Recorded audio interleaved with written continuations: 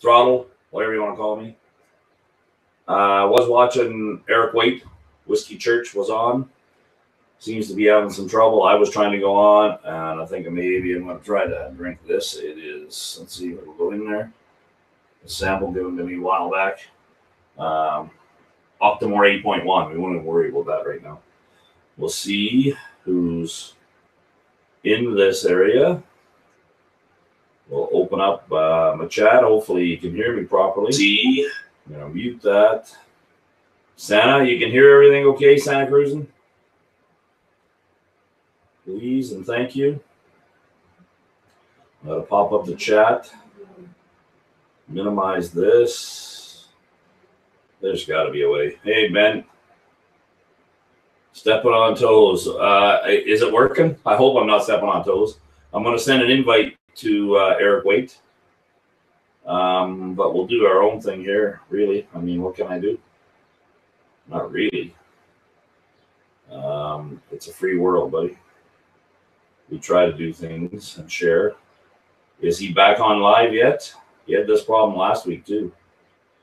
Probably not, Ben. If Eric will come in, yes, I will invite Eric right now, okay? Hey, Jason Whiskey Wise. Past your bedtime, isn't it? When am I going to get a Jason Whiskey Wise hat? I don't know what that means. Eric.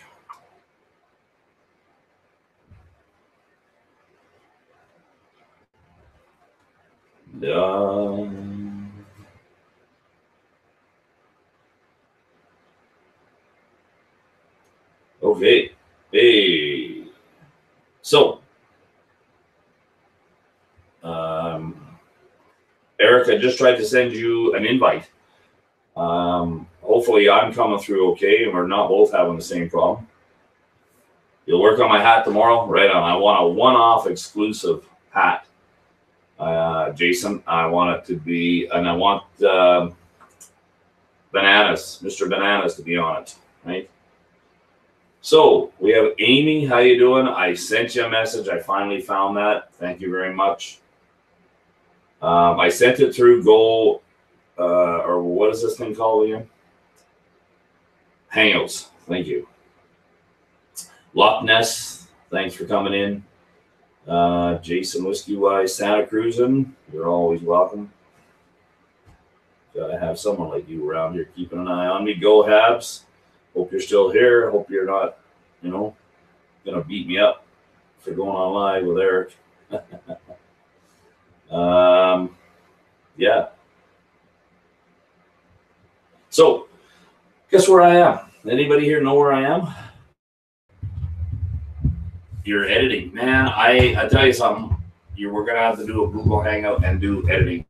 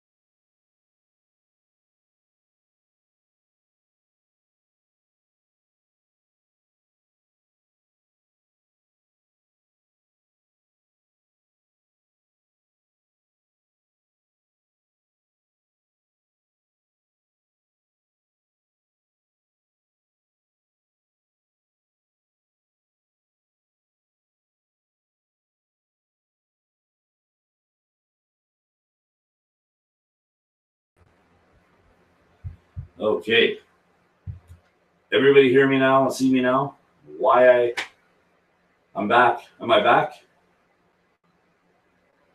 Moms don't, well, my mom probably wouldn't mind, right? My mom was 88 when she passed away, which has now been 5 years. 5 years. I got a picture, Ben.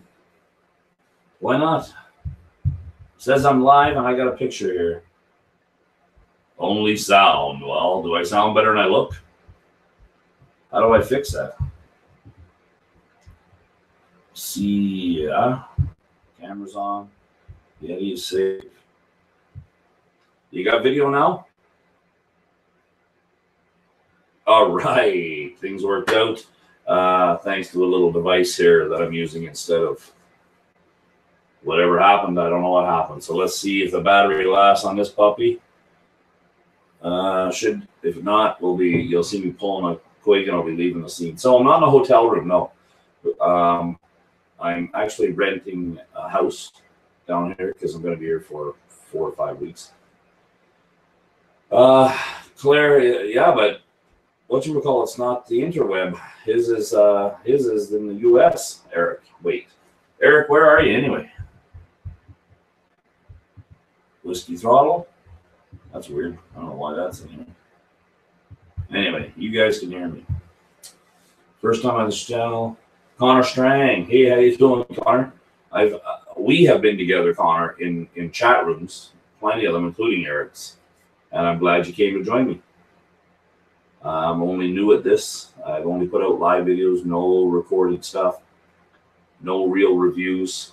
Those are, they may come. I don't know if I want to do reviews. I think some of them are fun, but we're going to try some other stuff. No such thing as a brothel. Although, I mean, in that area, I guess you could say this area there might have been brothels at some point. No. Holy mother. Somebody's slamming things around. Hey, Richie Z, how you doing? Okay, so I have a beer glass, and I have some Innocent Gun. It is called Mangoes on the Run. Mango IPA. Not bad. I don't mind the IPA part of it. Ooh, getting a little strong there. So we're going to have a little of that on reserve because I'm wearing a Scotch Test Nummy t-shirts. I was going to wear my Malted in Montreal, but I had this on already, and the beer was going to be poured for Malted in Montreal. Bourbon Shenanigans. Yeah, he must be frying it, man. That Eric Waite. I mean, that last Edwardor video of his with all the flame might have been too much, eh? Okay, Kevin Miyato, how you doing? Yes, you know what? I agree with what you just said there, Kevin. Jason Whiskey Wise videos have been phenomenal. I like them. But everybody does the best they can, and some guys have different talents. I mean, look at Scotch Test Nummies. When I first started watching them, they're still hilarious, but they're dummies. Their reviews were something else. No, Ben, I did not see your video with Eric yet, man. I've been too busy. And I'm just fitting this in now because when this job really starts, I'm not going to have a chance for anything. Or I'll be too tired. Yeah, maybe, I don't know. Eric, where are you? I sent out a video here, a request. Can I do it again? Eric, wait, are you listening? Maybe he's still having technical problems. He can come in now. I sent him an invite. So we'll see what happens. So here is, no one's guessed where I'm at yet. And I got some of these, they call them single malt glasses. Isn't that hilarious? This Libby company, which is probably just their knockoff specialist, man, I swear. I don't know where they're made. Dishwasher safe. Yeah, I hope that's true. The gentle sloping of the single malt glass fluted mouth is designed to funnel the aroma to one's palate. Funnel the aroma to one's palate. Did you hear that, guys? You may have heard me before say that I'm actually tired of some of these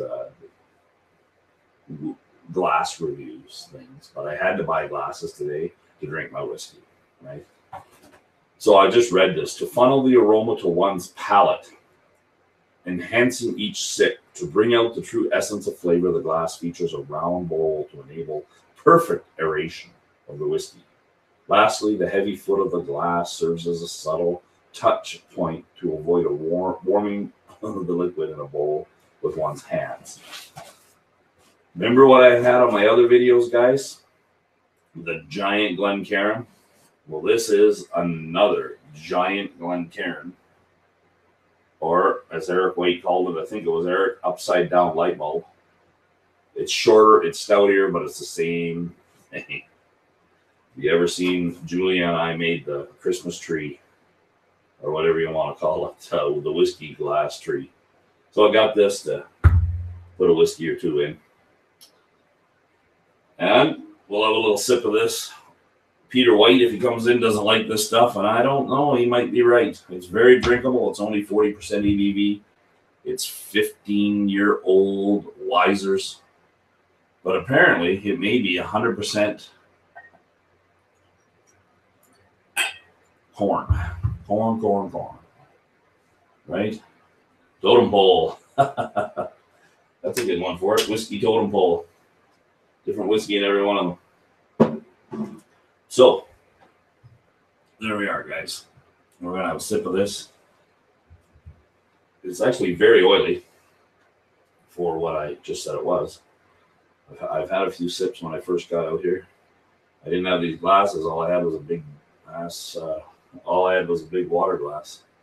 It's a nice, nice color. Oily. The legs will be coming in on that. Too bad Peter White wasn't here. Enjoy it. Yeah, are you? Go Habs. I have to get a bottle of that or something and try it. Was that Ontario only? There's something by Wisers that's LCBO only. I think this works just as good, actually, as a Glencairn. It allows you to get your nose in there. So what everybody else drinking? Hey, Welsh Toro, how you doing, buddy? I just saw you at the top. Yeah. So we got this. I don't know.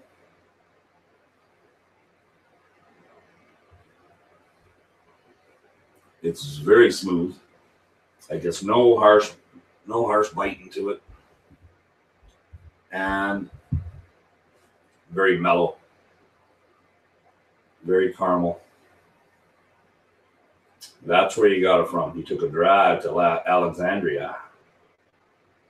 I wish I'd got some more of that last barrel. I have some old 18-year-olds, like older bottlings. Pardon me. These are the ones. These ones have changed now. This is a dark collar on it, on the neck. The older ones were green, but I have an even older one that had a ribbon around it, and the ribbon had looked like a penny, but something to do with Wisers on it glued to the face of it. I have a bottle of that. I have several older Canadians. I have a friend that has an old Canadian. No, I sent it through the actual Hangouts.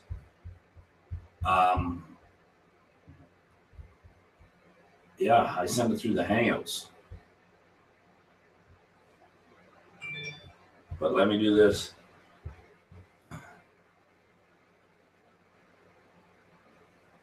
An issue with my account. What are you talking about, Ben? So everybody's aware, Ben is a young fella that is a very big fan of Food Quig.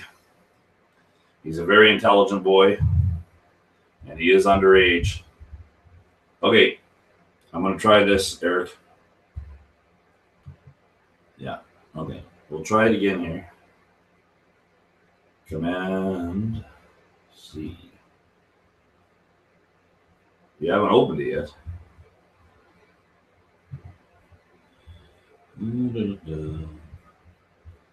Oops, wrong button.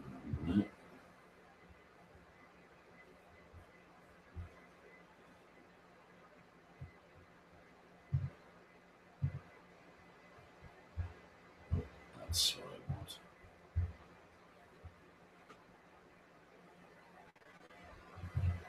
So, everybody there, tell me what you're drinking. And we will try to get the show going to an entertainment level. Hopefully there are some people out there. I have an Optimore 8.1 to try. Hopefully this is the right email. Oops. Won't be there that way.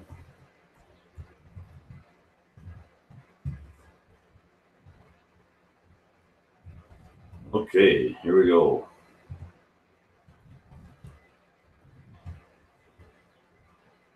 Hi, Eric.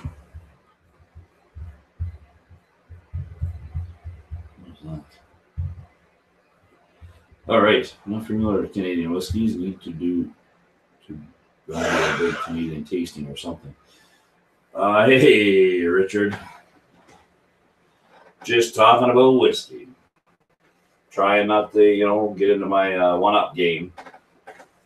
You're into the 8.2. Awesome. I'm going to do the 8.1. It was a sample gave to me, and I have the little superhero protecting it. That was put on by Julia. She gave me that in a little motorbike. I don't know where they came from, so we're going to do that now. This was given to me from a friend, Dave. Manages a liquor store in Edmonton. I have to use this giant glass, which I probably should have washed before I took them out of the box. See? If my mom was watching, this is what would happen. Okay, Eric. We just poured that in there. We'll let it drip. That makes much more sense. Maybe I did do the wrong thing here. Some other Eric Waite is going to be going, what the hell is all this about?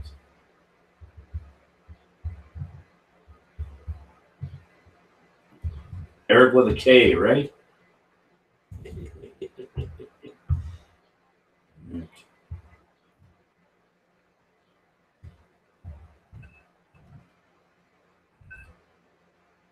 Okay, hard to hold and get all the last drops out. That's better, buddy. Okay, is that better? Compass Box Spice Tree, killing some heels. Peter White, I'm drinking your favorite Canadian whiskey, and I just poured an 8.1 Octomore. Is it awesome? Everybody keeps telling me that they want the 6.3. That is impossible to beat. I bought myself a bottle of 8.3, not 6.3.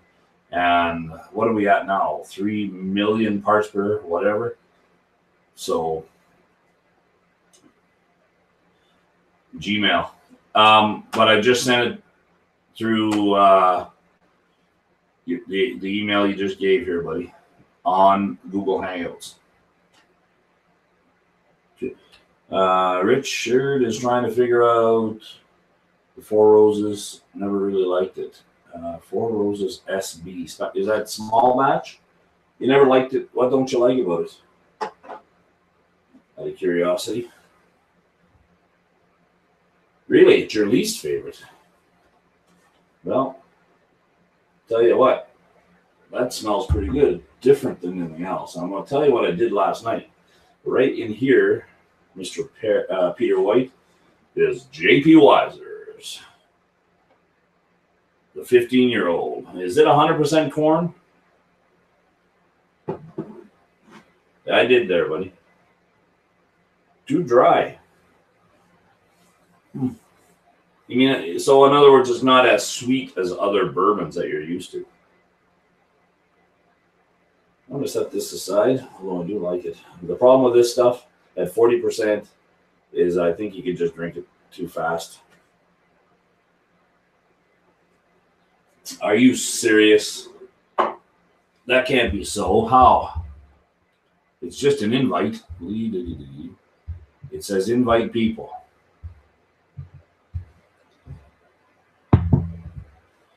This is not that hard. Or it is for me, maybe.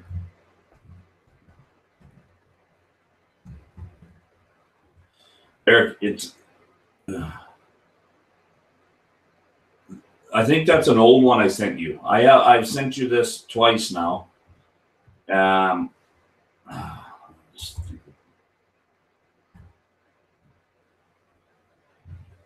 did send you a conversation invite, but that was back a while. Hey, Mice Trucker Cap Hipster. This is my I'm in the Prairies hat. So I asked, not anybody has guessed yet where I am. Try to replace Legacy with a 15. Yeah, I haven't tried the Legacy, and you may be right, Peter. You may be right. What am I missing up here? Anybody?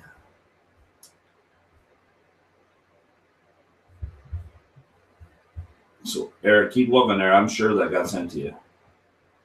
The 93 Bell Blair for about $320.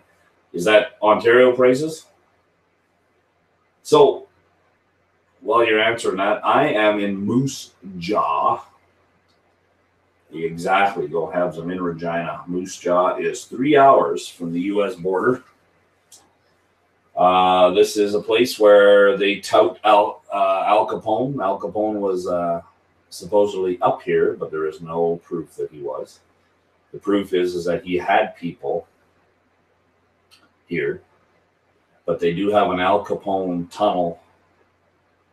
Moose Jaw, Saskatchewan, Amy. Yeah, Moose Jaw. That's right. That's what it's named after. I don't know where the name came from. I highly recommend you look it up. Worst roads in the city. Sorry, I got to adjust myself on this couch. But they got some phenomenal things down here, man. There's a restaurant that was started here, and the original owner has it called Bobby's Place. And that's what I did yesterday. I went to Bobby's Place for this. It was pricey, but for Saskatchewan, that's probably not too bad. $80. It's backwards for you guys, I think. So this was 12 scotches. Well, pardon me, it was 3 scotches and 3 Irish whiskeys head-to-head for the tasting. Put on by a guy that owns a company here called Set the Bar. They're a sales and distribution company named Eric Mahan. And Eric is actually, he was a pretty cool good cat, man. He's real good friends with the Whiskey Chef, which is a brand ambassador for Beam Suntory. You may have seen Malton of Montreal's interview with him on his channel after the tasting that they did in Montreal. But after that, you got to pick whatever was off the bar, and you got to pick 6 more whiskeys, right? Let's see, the light can show you all the ones I got. The Ben Romac 15, I loved it. I tried the Kalila 15 unpeated, and I was very surprised by it. Teeling, the Brabazon. All right, buddy. Eric, are you sure you can't get on there, man? All right. I'm not going to be on too long because I want to walk over to the old school ice cream shop that I just found 2 blocks away. Well, old school Dairy Queen. No hamburgers, no nothing. Just ice cream. Anyway, yeah, so we got into that. I had the Kilhoman twice. I had this Kilhoman. It's the 100% Eiley Kilhoman. I tell you, I think there's something special about it. The smoke on it, it was, you know, people use that term creme brulee, but it's not really the creme brulee. It's the actual, okay, but it's like burnt sugar, like sugar that's actually burning the peat, but with peat. It is good. Eric, I sent you, how can I send you the wrong link? Here, let me try this.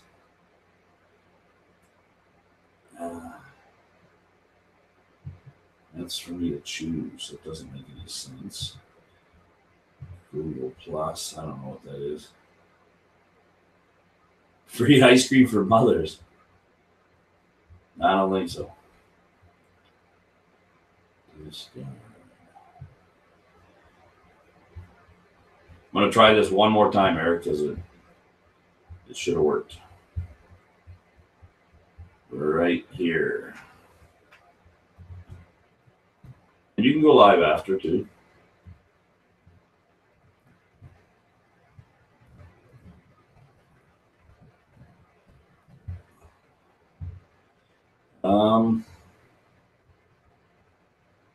Yeah.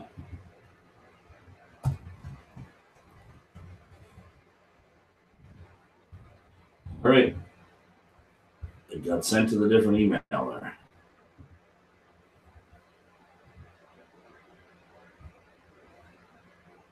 Did you? Hey, buddy. That's good that you got that. Tannian City. You're from Moose Jaw, correct? This is my second time down here, eh? Go ahead. I don't know. I sent them an email to find out. I should have sent one to Eric to find out if he was going live too. So right now I am in Moose Jaw. Hey. Okay. That's the right one. I'll be right back. I got to go turn my other thing up. Otherwise, you're going to hear echo in the back. I'll be right back. All right. We got it in here. Thanks, buddy. Good that you got that. You are. And I was just, were you at the tasting that I'm talking about here in Moose Jaw? I went to that tasting yesterday. So a lot of people want to know where the name Moose Jaw came from here. So we have people from Ontario in here right now. George Kaplan and his wife are in here, Amy. They're from the States. Peter White, Calgary, I think. I might be wrong. It's hard to keep my brain there, man. All righty, I'm back. All right, we're talking. There's a guy. So, Eric, I'm in Moose Jaw, Saskatchewan, which is 3 hours from the U.S. border. It's better. I guess it's better than Moose's ass, right? I hope so. What? How do I get it so your voice lets you flip over? I think I just got to touch on it. Hold on a second. Okay, now I switch over. Can you see me now? No, I don't think so. Okay. It should do it automatically. I don't see any other settings. Cameraman.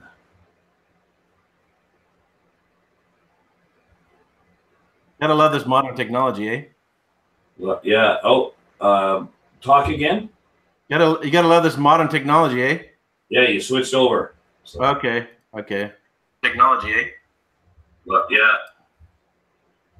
Yeah. Okay. Alrighty. So now when you talk, you show up, and when I talk, I show up. All right, we're rocking and rolling there now. Buddy. All right, eh? Well, way to go, buddy. Eh? Sorry about all that. You drummer Nazi. Hey, so Scott and Bart pay me $10 every time I wear a shirt on the video. How much are they paying you? Oh, well, I can't tell you. I signed a privacy contract. So. Oh, okay. A non-disclosure agreement? Yeah. Completely. Love that giant moose. There's a giant moose here. So there's a gentleman on here, Tinian City, that lives in Moose Jaw.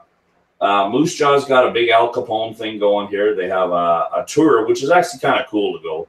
You go on a tour with some people that are from a theater group, just like going to a dinner theater. They're younger, and they do a pretty good job. Good evening, Metalman 71. I went on it last year, and it was fun. I mean, there's some, it's theater. It's a little different. But I really like the way they did some things in the city. They need to do a little bit to get the streets fixed. It's a rough prairie city that way. But beautiful old buildings, all brick. Lots of that stuff here. But I think taxes are going to increase so that they can pay for things. I don't know how they're going to do that because whiskey, whether you're in the bar or buying at the liquor store, has a premium tax on it, 15 to 17%. It's your regular provincial tax, which is 5%, and then I think 10 or 12%. It's liquor consumption tax. I cannot believe that. I have in here an 8.1 Octomore. Tinny in the Sea is drinking Tomlinson 12. Somebody else is drinking 8.3. Food Quig just called my mother when Eric's stream went quiet. I'm back. Hey, Food Quig, nice to see you here. Yeah, so I'm in Moose Jaw, and I like it. Today I went out, and any place that has a buffet, packed full with everybody taking their moms out for dinner for the buffets. So they have quite a little bit of a Chinese history out here for the underground. They actually lived underground somehow. That's another one of their tours. But they have a good whiskey culture down here, we'll call it. Again, this was one of the things I did yesterday. And I met some guys. They have a whiskey club. Apparently, I got talking to one of their wives and went, yeah, there's 2 of them. But I'm going to try to do a live with them because I'm going to be down here for a good month. I'm going to try to do a live with Eric Mahone, who is a distributor of whiskey here in Saskatchewan. And I'm going to do one with Bobby's Old World Tavern, Bobby's place, Old World Tavern. He's got about anywhere from 80 to 100 different whiskeys, which is big for a little town. It's not that little, but it's not that big. You know what I'm saying? There are other littler towns, but I like Moose Jaw. So Eric, now that I've said my little spiel, and the only glasses I could find, Eric, I've got to say this to you. I already talked about it a bit. Okay, so I went into there's a grocery store here. I don't know if they have them in the States, called Sobeys. So Sobeys has liquor stores now. They've had them for quite a while here in Alberta, other parts of Canada, I guess. But they now have a liquor store that is humongous. And on Instagram, a week ago, I went into the liquor store here that is owned by the provincial SLGA liquor board, right? And that's in an old train station. And I want to do something there as well. But they don't sell any Glencairns at the thing or anything like that, right? At Sobeys, I went there, and it's a huge, beautiful liquor store. What I was told is that they can bring in about double of choices, wine, whiskey, beer, than the provincial one can. So the provincial one can choose from 4,000 selections, and the Sobeys can choose from about 8,000 selection. That includes all alcohol. How do you spell Sobeys? Is it S-O-B-Y? S-O-B-E-Y. Okay. Nope, doesn't sound familiar. No. So I asked the guy, I said, do you have any whiskey glasses? First thing he takes me over to is, yeah, we got these bourbon ones. Now, I have a big bone to pick with everybody calling a specific glass something. We know that the Glencairn was specifically designed for whiskey, and really it's just somebody said, hey, we'll make this a nosing glass for whiskey. I mean, Glencairn is a company that makes lots of different glasses. And this is a company called Libby that seems to do the same thing. Okay. L-I, right? But this is, they just call this single malt. Right. I want to read their notes to you. On the side of the box, this is what it says. Now hold it. I just listen. I should have. Go Habs. Absolutely right. I should have brought the STD's coin down and put it with the moose. Anyway, listen to here. This is what it says about the glasses. The gentle slope of the single malt glasses, fluted mouth, is designed to funnel the aroma to one's palate, enhancing each sip. I have never had aromas funnel to my palate before.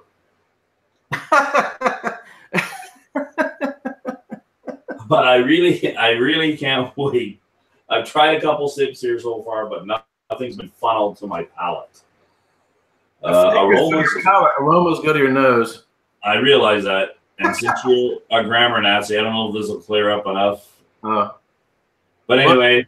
Well, at least it doesn't try to, funnel it to your belly button. Yeah, no, I usually do that myself after about 10 grams. They're not a bad glass, but you can see they're a knockoff. They're not even as good as the big giant ones that I have. Right. So anyway, I thought that was great. Are you familiar with the Riedel wine glass company?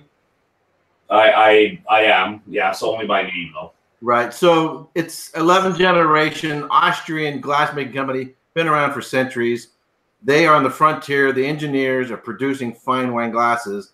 And then there's a gazillion others who imitate them and try to underscore them by being a little bit cheaper. And I've tried some of those, and the differences is minor, but Riedel still has the edge of quality, particularly, I would say, around the rim. But people know the fake from the real and whatever. But it'd be interesting just to do this. So how much was the cost difference, you would think, between a Glencairn or something similar to that and that one? Well, 4 of these were $25, $26 with tax, and that's half of what Glencairn costs. So you buy a Glencairn from anywhere from $10 to $15 in Edmonton, like your standard regular glass Glencairn. Right. Whiskey in the Six was telling me that the Glencairns are double that in Ontario for whatever reason, because I bought a crystal one, right? The thing I like the most about the crystal one is that of the weight, the way it feels. In itself, the glass doesn't do anymore. It's obviously thicker. Right. On a note about that, you know the Kickstarter program, right? Right. And hey, Whiskey in the Six, doing good, buddy. How you doing, Rob? How you doing, brother? They had through Sip Dark through them had a campaign, and they were making a wooden oak Glencairn.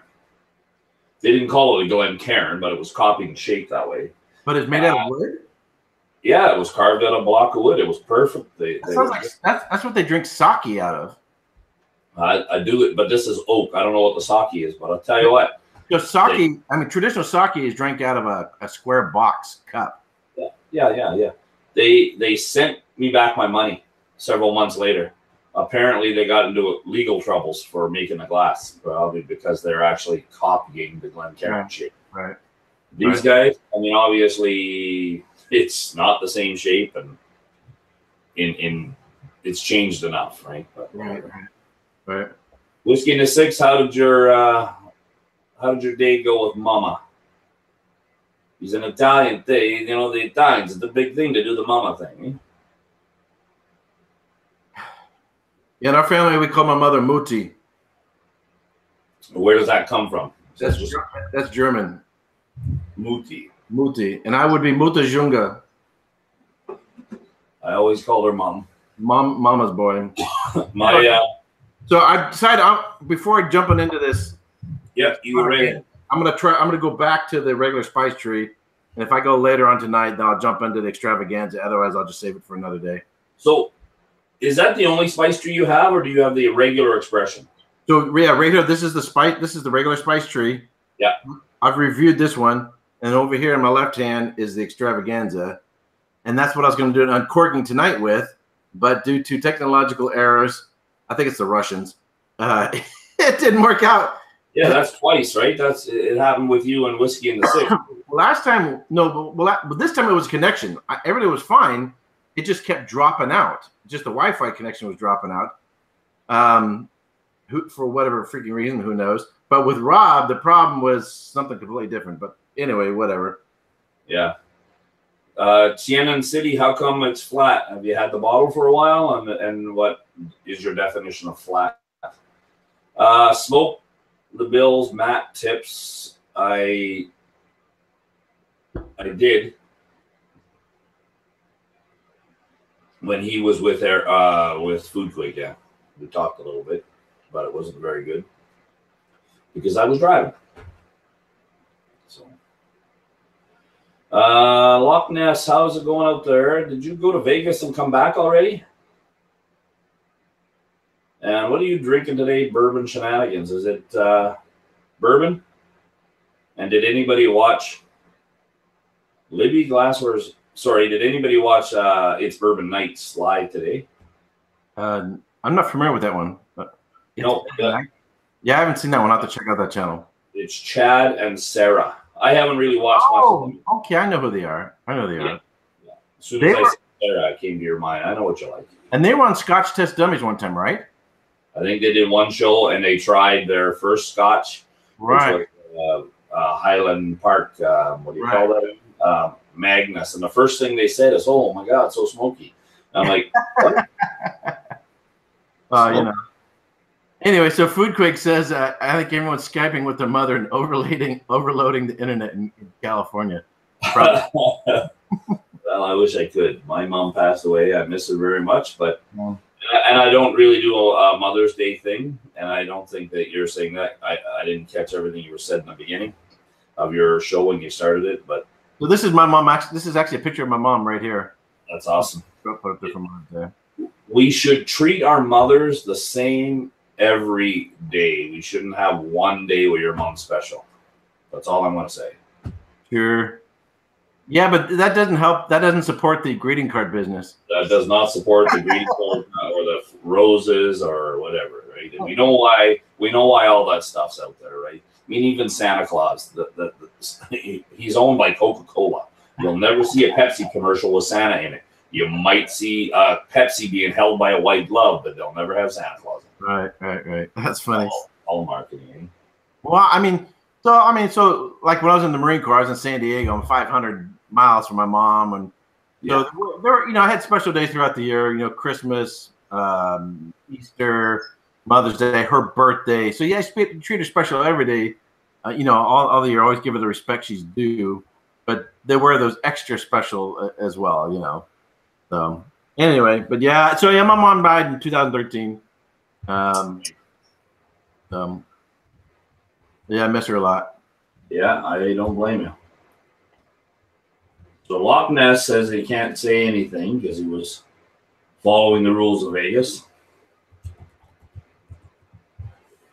Good evening from Edmonton. What are you doing up there? Cree McKee. Would have starved to death if we treated her special every day. I don't know. All right. Well, you could always take her out to dinner, give her a break from cooking. Yeah, you could. Yeah. Not sure why you'd have starved to death. You mean today's the only day she doesn't have to wash the dishes? Yeah.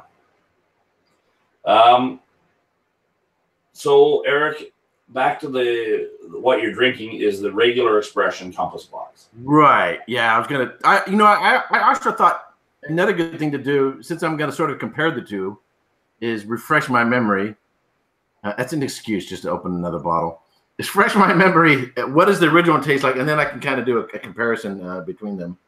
But depending on how late this goes tonight, I might try going live again and whatever. But yeah, kind of a bummer. Whatever, but no big whoops. So I did my first live video when the boys were all encouraging me. Whiskey in the 6, malted in Montreal, and Scotch test dummies and so forth, right? Because really my first live thing was on Instagram with Scott, right? Right. I took him into my office / whiskey room. And anyway, Julie and I did a live together first time, and it was Spice Tree. So I had bought a bottle of the regular stuff for her, and we opened up the extravaganza. And the bottom line for me, in my opinion, was that you could save your money and just drink the regular stuff. I didn't find that much of a big, woo, this is so much better than the regular stuff. Right. So let me ask you a question.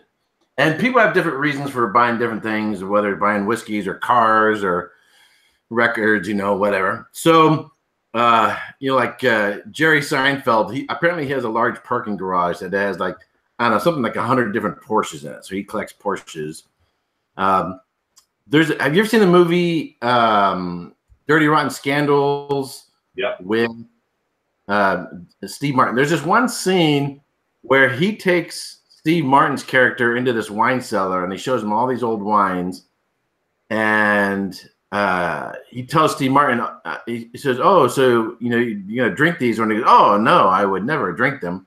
And then he says, "Oh, so you save them and then you sell them as a collector?" He goes, "Oh, I could never part with them. They mean too much to me."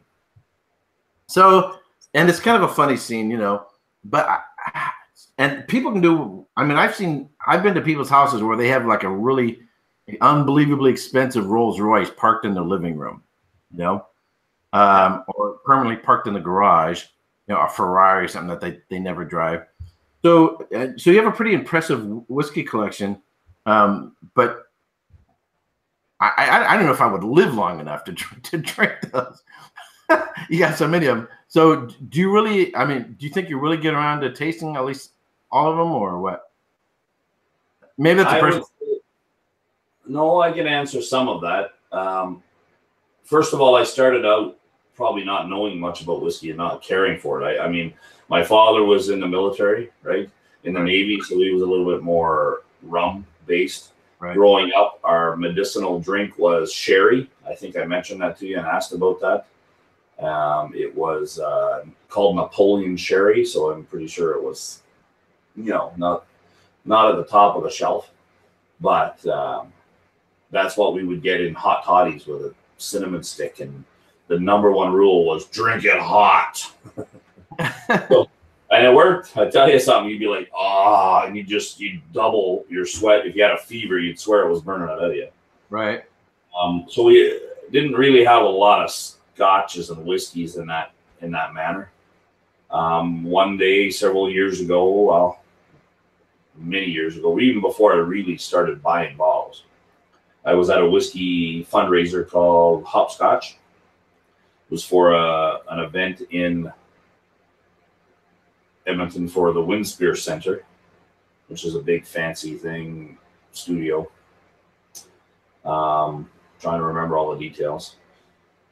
Anyway, the girl that I knew from a bar there was working behind the counter, and they always have something under the shelf, right?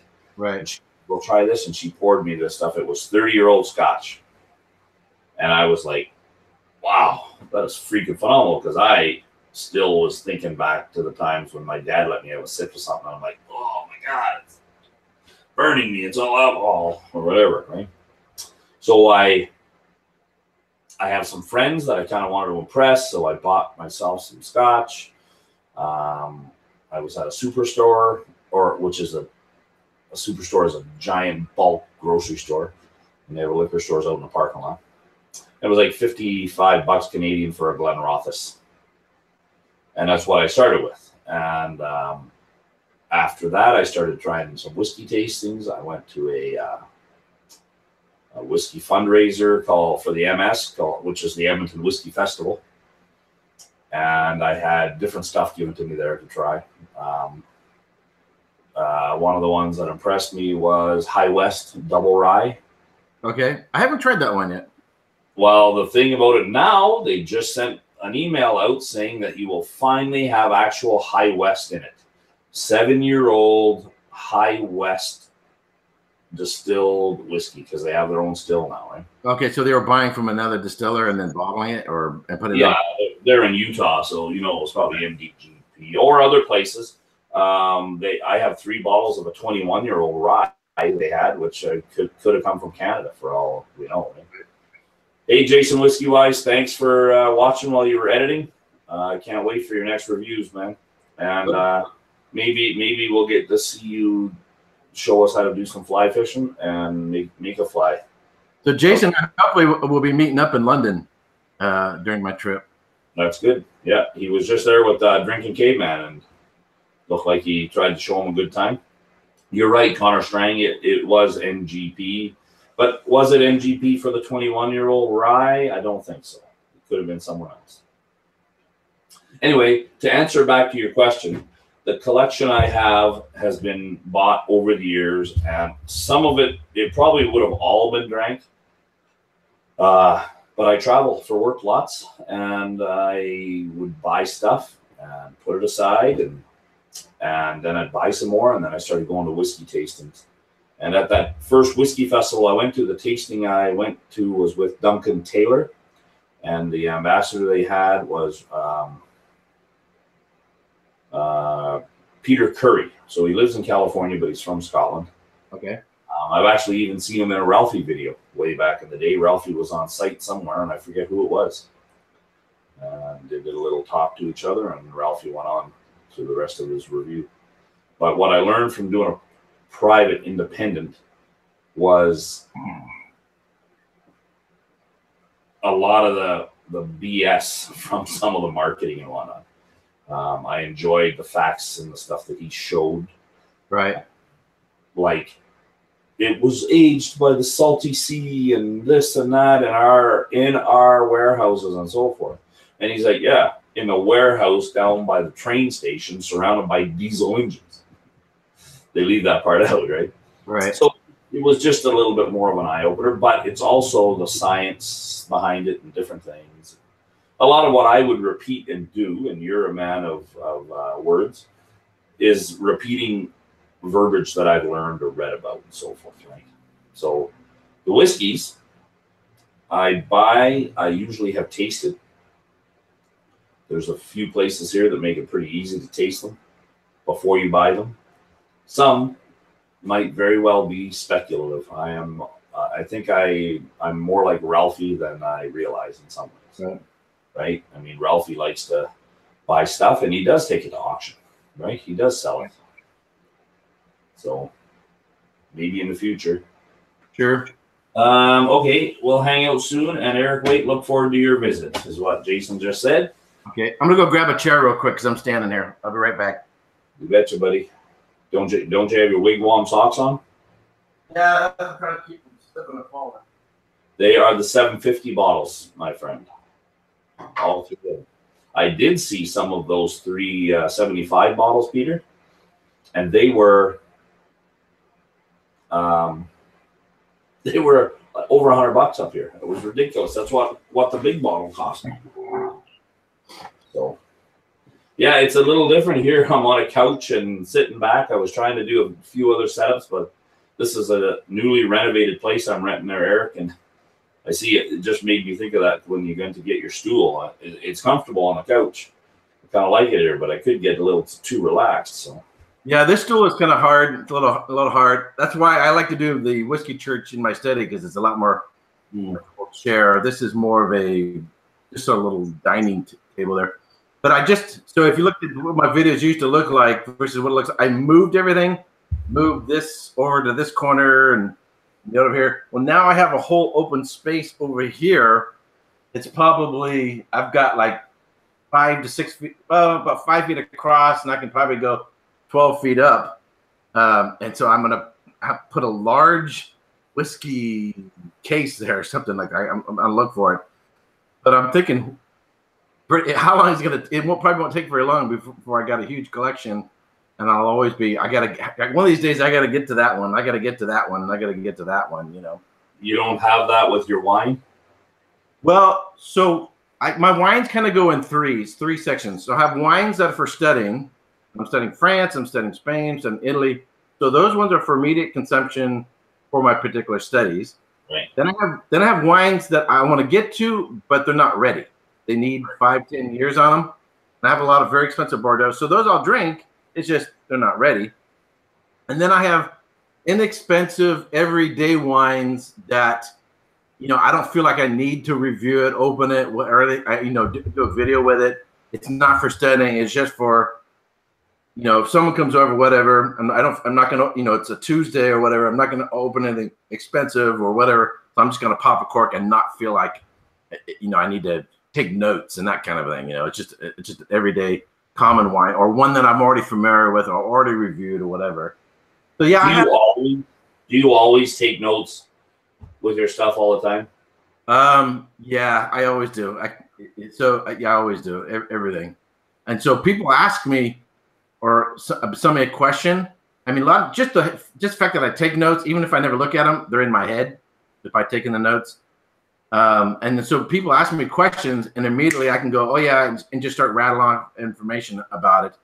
Or I get people who call me on the phone, hey Eric, we're at a restaurant, what would you recommend? And I said, well, what's on the menu? And then they start telling me the wines that are on the menu, and I know those wines, I know the producers, and then I can give them recommendations based on that, whether I've tasted them or at some other place or at some point in time. But yeah, that's always, it's you know, I'm always taking notes. I'm a perpetual student.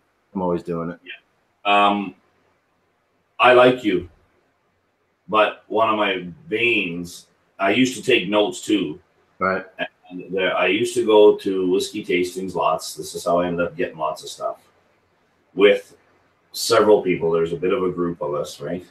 A lot of us were members of the Single Malt Whiskey Society, which is quite different up here in Canada for where I live. We get to go to tastings every month and taste them before we try them or before you buy them. Although I've never had a bad one, but it's nice to go through the ones. And, you know, two of the people were sommeliers, second level. Actually, there was a third one. highly intelligent people too, right? Right. One more than the other, and I kind of blocked her from all social media and stuff because it became anal. And I've been having this conversation with one of the local guys where I live, where it's like, just be with your whiskey, he said. And he is real nerdy. He's got university degrees and so forth, but we've had a nice chat about just enjoying it. So right now, I know I'm drinking 8.1, and this is the guy that gave me this whiskey. And it is, it's smoky. So let me ask you a question. Light in color. Do you enjoy writing essays and papers and reading thick books? I work as a QC. What's a QC? So, quality control? Quality control. Right. So I kind of do lots of that stuff already in some ways, but not.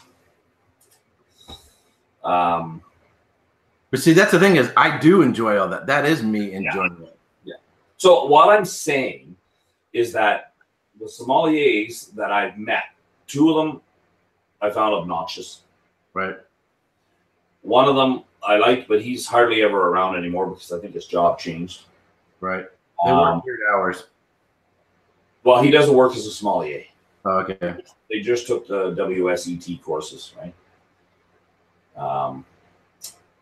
But I find, I guess my question to you is, do you ever find some people like, okay, that's great, I just poured in a glass and I want to drink it, who cares? Right? And I bring that up because I like what you did, especially in your Spice Tree review. I think it was Spice Tree, where you started with your review and then you went and you sat down in your living room. Oh, right.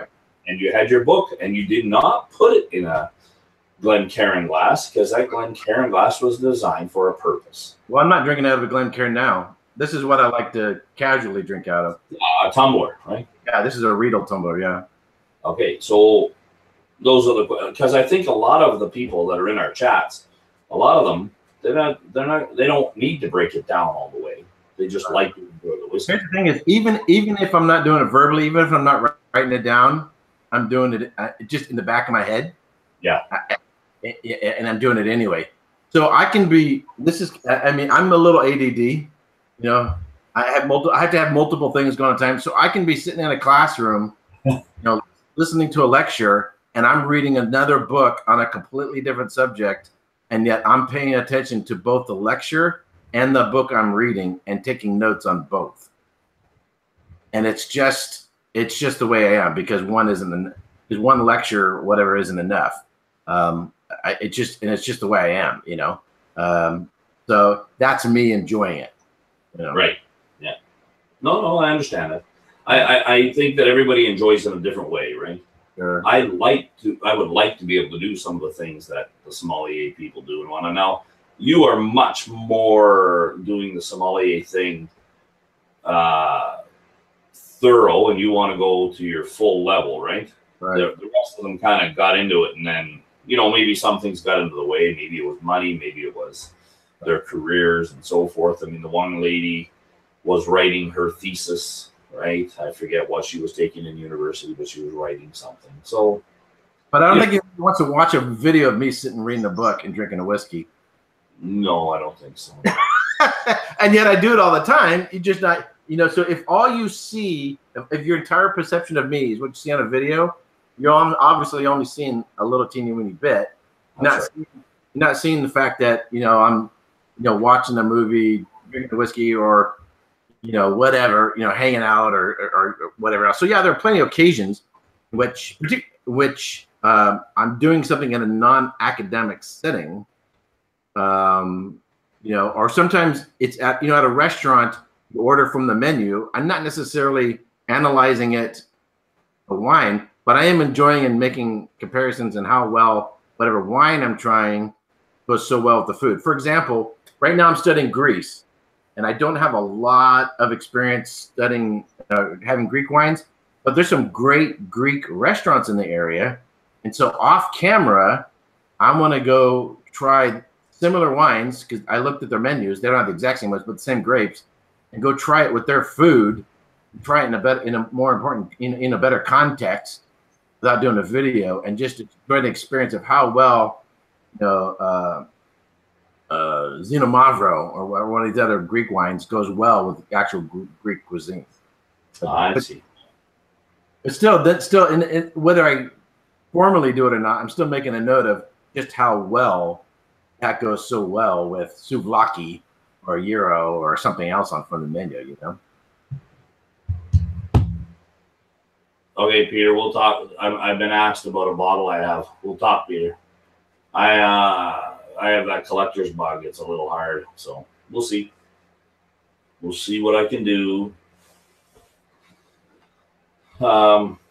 Whiskey in the Six is the guy that does all that snups stuff, even though the snups snubbed him. But they snubbed him? Yeah, well, I think that he lost the sponsorship is what he said. Oh, that's what. Okay. All right. Yeah, I have a Snups account and I started to upload some stuff to it. I kind of did it, but I didn't really see a need for it in terms of what my objectives are. It didn't really fit with what I'm trying to do. Right. But, you know, Amy, what is George drinking tonight? I hear that he bought some bottles for you, and one of them is his. You said you could have one of them. Amy just said Opa. Yeah, Opa. That's what you say before you throw the plate. We have a couple of nice Greek restaurants in where I live in Edmonton. So Go Ahead says sour black. That's what does. I think if I recall correctly, Zeno Mavro. That's what that means. Oh, is it? Yeah.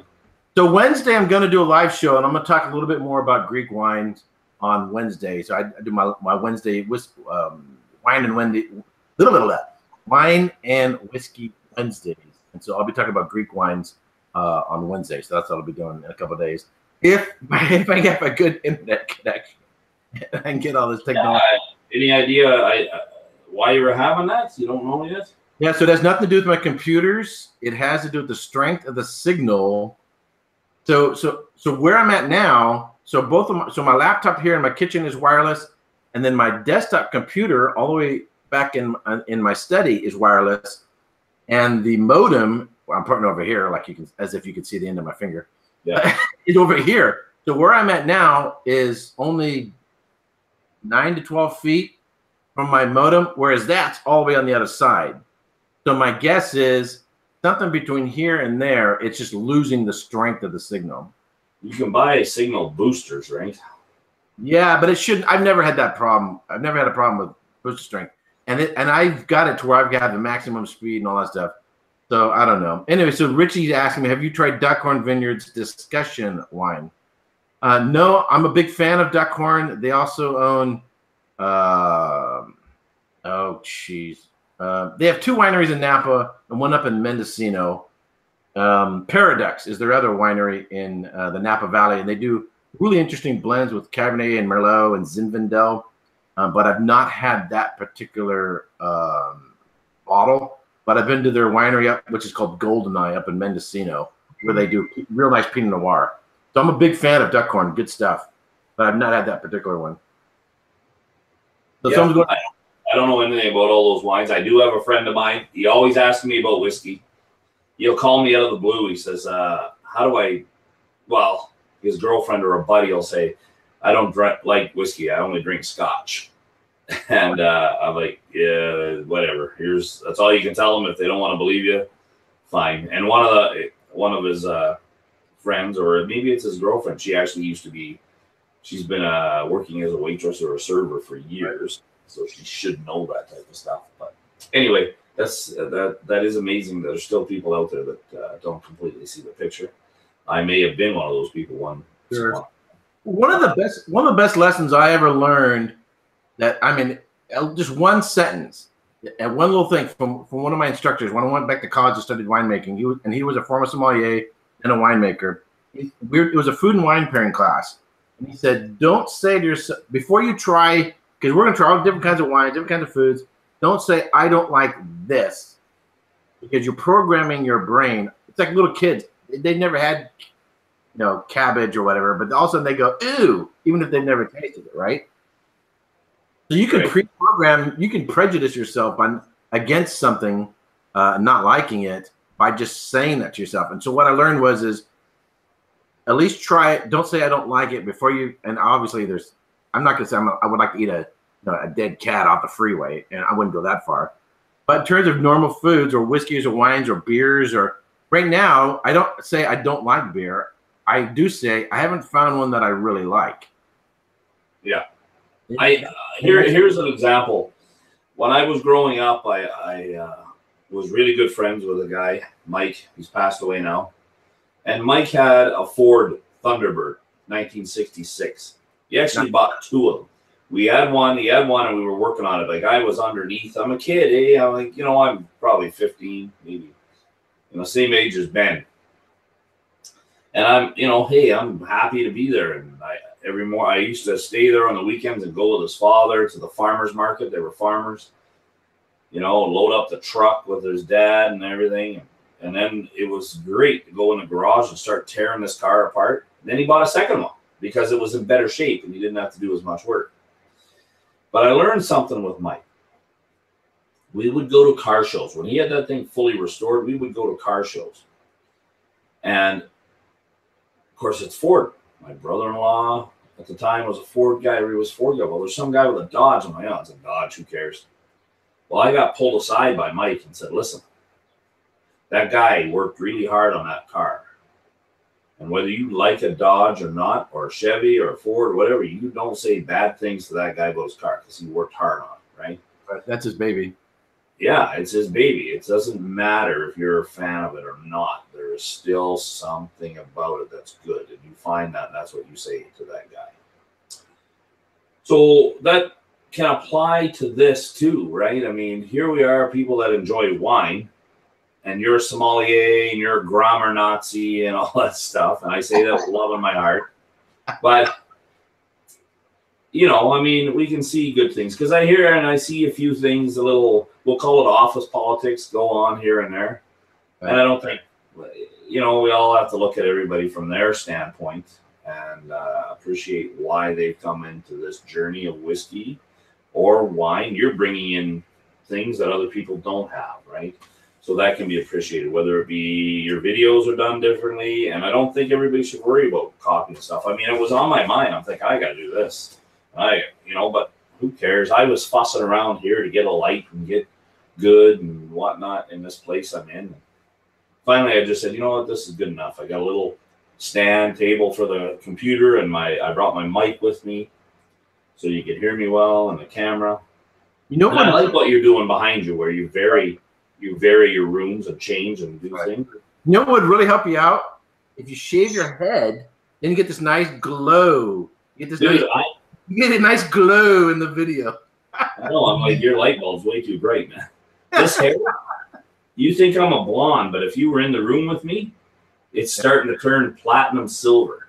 And I can see that. I have a sister-in-law. Her hair is just like that. I have a sister. It looks like he's dyeing it, but it's not. It's just turning silver like that. I have a sister that was paying, probably $200 to $300 to have her hair done and have her hair dyed blonde to her natural color because the gray was coming. And finally, the guy doing her hair, who I personally know, he told her, hey, I have customers that come in and they pay me more money to have your hair color. And she stopped doing it. And I know my hair is going to be that color when whatever. I mean, maybe I'm not aging as fast, but there we go. So let's look at the comments here. Amy, she's found some. I've got to go back and look at the picture that George put up, Amy's husband, on Instagram of a whole bunch of groove. But apparently there's something else in that picture that I missed, Amy. You bought some cheese or you found all the groove? I've got a copy up on that. I have a whiskey collection. It's just bottles. I've not opened yet. Currently buying faster than I drink. Connor Strang, I have the same problem. Yes, I do. But it happens, right? Loch Ness, thank you. It's just stuff I've learned over the years. Value people for who they are. That's right. Whiskey Sneerson, I really appreciate you being here, buddy. And it was fun to see you. I rewatched Food Quigs live, which Food Quig, you make me laugh. You're like, yeah, I'm only coming on for a little bit. You open up this beautiful package and pull out a 4 rows that you cannot get in BC with the dullest knife I've ever seen. I learned this from a ranch hand cowboy He said it to my brother, who was trying to cut a piece of rope or something when they were out horseback riding. And he told him, he says, Dennis, one thing I learned over the years is that it doesn't take any more effort to carry a sharp knife versus a dull knife. What else do we have in there? Connor Strain, that's it. Some of the crosstalk here. Something special. I get so many specials. Stuff I feel is special. I don't care what the other people say. That I don't. Those are the ones I probably will open. I don't care if they turn into liquid gold. I probably will open them up, right? So let me ask you a question on something. So I bought, and if I could have bought more, and I wish I did, but I didn't. Mm-hmm. But when I bought the Dark Cove, I got 2 of them, and I really like this. Now I wish I could have bought 6 of them or something, but I only bought 2. And I wish I would have bought more because I would have drank half of them and then sold the other 2. Well, this is already doubled in price. I'm like, so you could, if you could buy twice as much, sell half of the good ones, you could get your sell of whiskeys to support the ones you drink. You would be drinking for free. Eric, when I was growing up, when I was in junior high school, obviously I got into comic books, right? Right. And there they always put limited edition, special, this and that. Remember the Teenage Mutant Turtles? Right. I held an original printing in my hands. And that thing went wild before the movies. And it was on newspaper print, man. It wasn't even color. And it was an oversized comic book. I don't think it's worth as much anymore, but it skyrocketed, right? So that's where the collector bug bit me. But I never bought any of those. I mean, I was a kid. I didn't have the money for that. I could. I worked for them, and I ended up managing a comic book shop while I was in high school. But that happens now. So there's been this. We have created such a demand for all these different whiskeys. Right. And I mean, people are buying more than one bottle now, automatically. Right. And whether it's because they want to drink it all or not, I don't know. But for me, I would buy 2 bottles. So Macallan's is a prime example. Oh, these age statements are going to disappear. I'm like, okay, I'll buy one. And then you find a sale, I buy another one. You'll see it in my room there. When I'm back home, I have several bottles of 15-year-old. Guess what? Now all of a sudden, Costco is selling the 15-year-old for $100, right? Because they found it somewhere. But I was told and I believed that this stuff is rare. And I still believe whiskey's rare. I mean, look at Ralphie has a video where he does Johnny Walker Red Label. Someone gave him a bottle from 25 years ago or something. Yeah, yeah, you saw it, right? It was unopened, and he compared it to a new bottle. Well, he gave the new one a lower rating than the higher one. Not by much. But his key point in that whole video that I learned is that all whiskey is rare. The water changes, the barrels change, the oats change. And I asked you this on another live that we did around wine, right? When there was something someone was telling me, or I watched in the documentary, that after either one of the nuclear bombs were dropped or one of the volcanoes exploded up there, the ash that fell into the Mediterranean area of all the vineyards, France and Italy and everywhere, it somehow actually changed the pH. And there's actually something about historically that there's a known thing about wine changing, right? Are you there? Yeah, I'm still here. Yeah, I think too long. I think you took a side road from what the original question was. Yeah, my ADHD kicked in, and that's why. And back in the day, we used to tie an onion around our belt, and we had to walk uphill both ways to and from school in 5 feet of snow. Yeah, and I haven't even got into the hooch yet, so. I mean, I still have this 8.1, which I should go back to. But anyway, yeah, these live things, you need to have like a big whiteboard in front of you with this topic was done, then something to make right? Especially if you have ADHD, which I technically don't. Right. A buddy of mine I ride motorbikes with gave me a form to fill out for ADHD. Oh my God, I have ADHD by the time I was done filling it out. I took it to my doctor, and my doctor went, I hate these. She says, they're made by pharmaceutical companies. You don't have ADHD. You have some things like it, but you don't. Here, go see this person and do this. Learn how to deal with certain things, right? Yeah, I have a DVD R2D2 C3PO. That's really difficult. Yeah, those are painfully awkward, those ones, especially in social. Total, yeah, just constant whining and complaining robots, and the one that just goes beep boop beep beep beep beep beep. I haven't the foggiest idea what that guy's saying. That's what I just did. Anyway, I don't know if anybody in the chats, they seem to be having their own little crosstalk, which I like, and I miss the chats when I'm doing lives. Right. I've been following along. Yeah.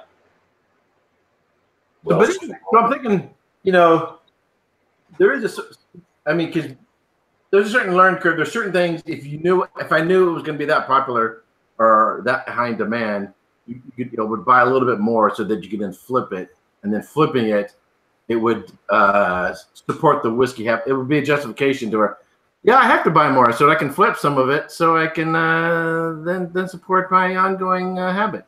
Well, you know, what I would encourage people to do that are into this and getting this collector's itch.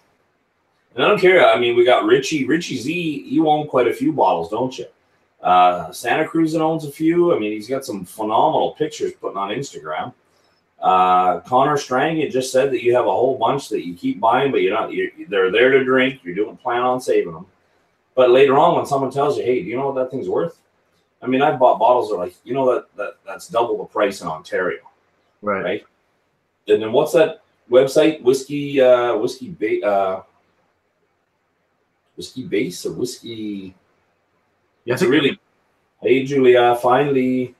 So this is why I need Julia, because she actually says, hey, remember this?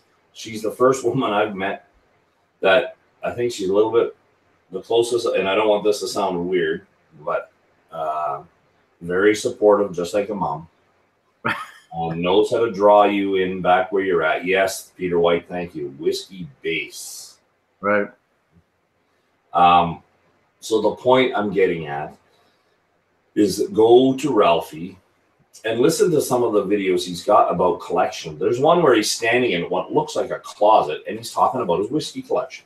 Right. And talking about economics, and he's talking about why you want this whiskey. And that's where he comes up with his whiskeys of the year. This is the one that I got that wasn't so pretentious, wasn't overpriced. You know, I mean, he understands that prices fluctuate and they've got to do certain things.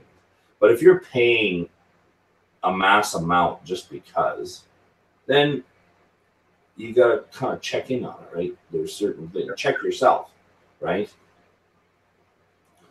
What is she saying? Hugs and kisses to you all. I'm getting groceries. She's getting groceries. She's a busy woman. Unfortunately, shoot, I didn't buy any groceries. Oh, well, that's all right. They delivered to the work site. Amy, is Amy? Oh, Amy will be happy that Julie is here.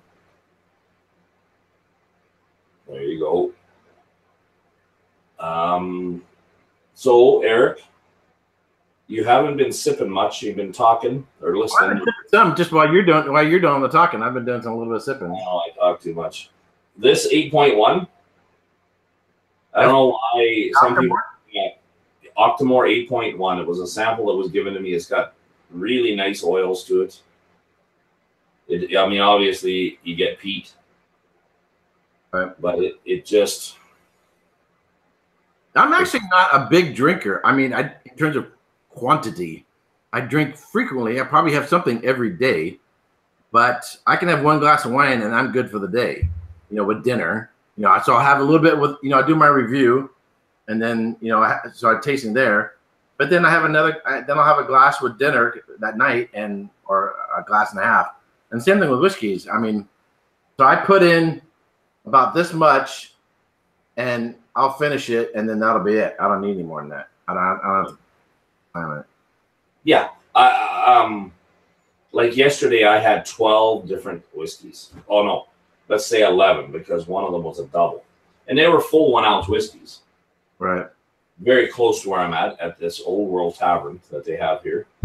Great food. If anybody's around and never try that, it's great.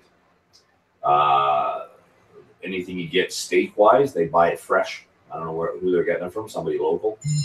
But they have a great whiskey selection. And after probably the third, maybe fourth, it was a little hard to tell. You're starting to the point where you're, okay, it's just another whiskey, right? Right. If you're going to sit down and enjoy it. And one of the guys I really love to watch is Foodquig. When he's doing one of his recorded videos, okay? And I say this as genuine as I can, Foodquig, that he's doing what other people are doing off camera and writing notes and then telling us about their notes. Right. To me, I don't find him, and I think you mentioned this, where a lot of people are finding words and putting words in there that they've heard and whatnot about things that they're not really finding, right? Right. And I mean, the power of suggestion is great. I used to sell suits, and man, I would sell one suit and 5 ties, right? Right. And it was the suggestion. If the wife was there, it was even easier. Right. But yeah, we need to have that alone time with the whiskey. But like you say, it's always in your head, right? What's the fancy word? Extemporaneous. Thank you very much, Mr. Belushi. So extemporaneous, is that an age statement or a non-age statement? Yeah, so, John. It must be one of them bourbons down there, put out by Orphan Barrel. It sounds like something that a Compass Box would make. This is. Have you tried the Compass Box extemporaneous? No, but I will. If John Glasser puts that out, we have a lawsuit. Well, they kind of. I mean, the names are a little pretentious that they give to the whiskeys, except for just Spice Tree. But the rest of them, you know, they're slightly. I mean, they're slightly pretentious. Hey, Swami, how you doing, man? I want to see a Eric versus Daniel Truffle. Yeah, Swami, are you even old enough to know who the Goonies are? Yeah. What's Truffle? The Shuffle Truffle was the chunky kid, and he did the blah, blah, blah, with his belly. They made him do it. The Shuffle Truffle. They wouldn't let him come in the house or whatever in the beginning of the show. You know what? I don't know if I've seen the movie. I might have seen clips, but I don't think I've seen the movie. You never saw the Goonies? No, I think I've seen clips. I haven't seen the whole thing. You're going to lose your citizenship as an American just for that. Well, yeah. Sorry. Listen, Whiskey in the Six. I've never seen Game of Thrones either. I've never watched Game of Thrones. I tried watching the first episode, couldn't get into it, couldn't stand it. I've never read Lord of the Rings. There's a whole lot of things I've never done. I've never read wait a minute. I did read some of the Lord of the Rings. I have the book. I tried reading it. I couldn't get into it. I tried reading it, and I was bored. Because it probably wasn't. You would find a manual for a Timex watch more interesting than that. I can tell your type. I probably would. Yeah, you would. Oh, a manual. Let's read a manual on how this. Yeah, I could see your type. I know guys like you. They're great, but couldn't. You're actually better than most of them because you can carry on a conversation. Some of these guys totally lift.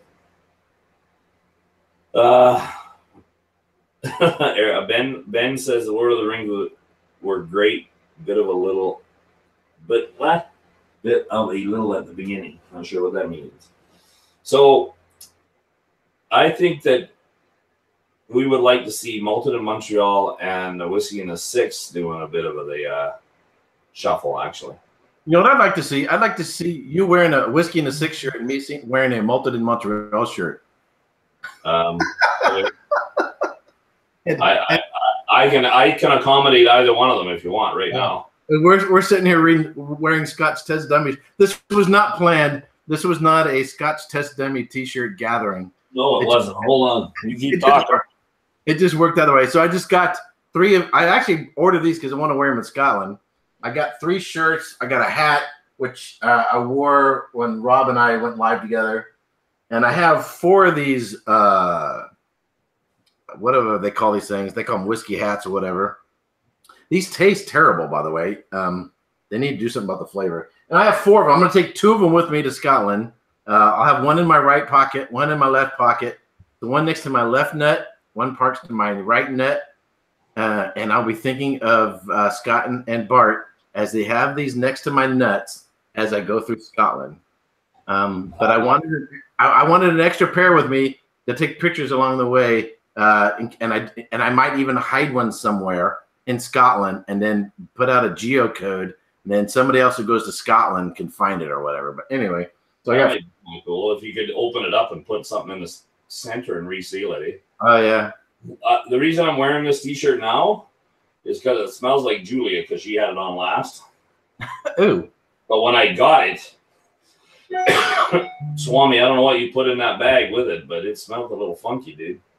Kind of like a little plasticky diesel.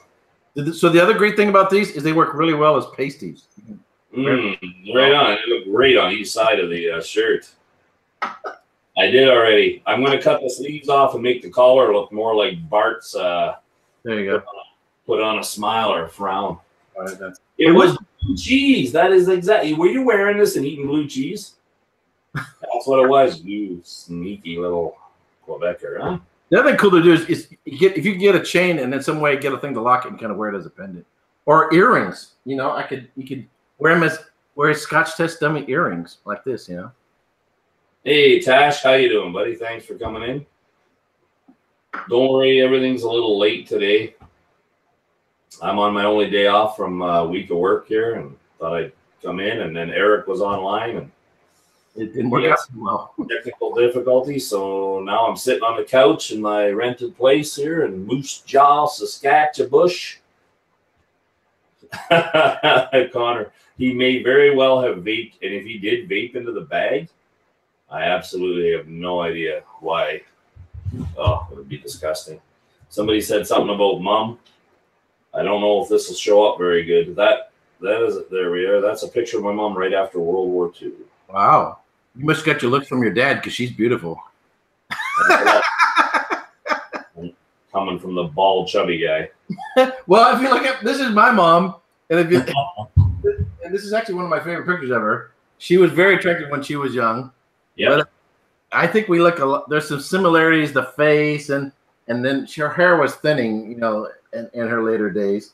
But I think there definitely is a resemblance. But this is actually my favorite photo ever. Well, all moms are beautiful. It doesn't matter how we look at them. Yeah. So she was like 4'11", and then she shrank down to about 4'9" in her later years. So she was very tiny, and we called her the Hobbit. Yeah, Malton in Montreal. Keep your certain comments to yourself. There is an underage viewer with us, right? So we are.